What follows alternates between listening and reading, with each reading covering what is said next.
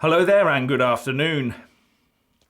A friend of mine pointed me in the direction of an article in the Telegraph by one of its long-term columnists, Ambrose Evans Pritchard, or AEP, as his regular readers refer to him.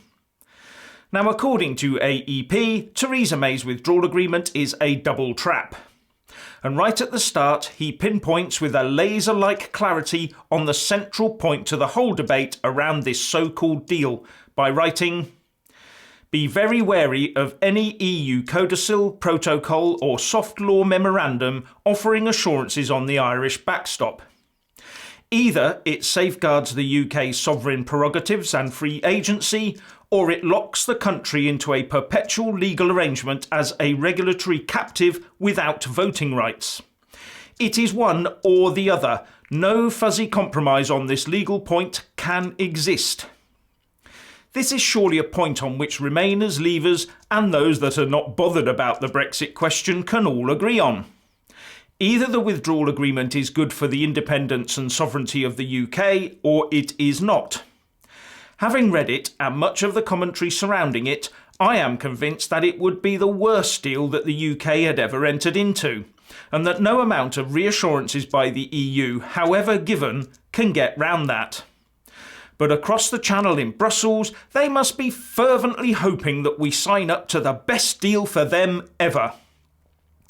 Now, some will try and argue that it gives us some sort of safety and a secure future and no Brexit shocks as we leave, so surely the cost of relinquishing some permanent control is a price worth paying.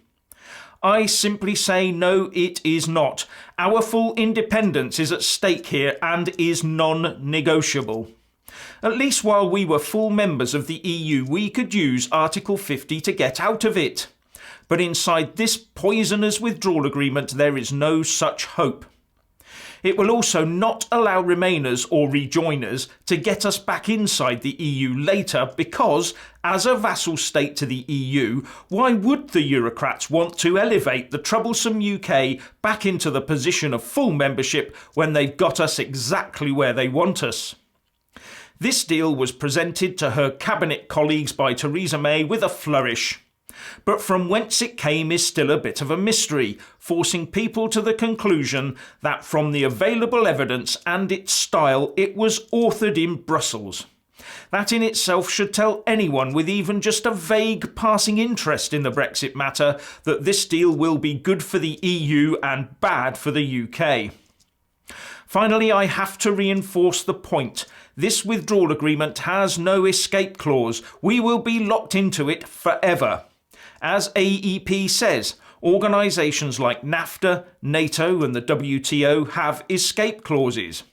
And he goes on to say that no large country has ever signed away its rights in this way unless they were insolvent or had been defeated in war. Neither of those applies to us. So why, oh why, would we ever accede to this unless our politicians are that stupid or corrupt?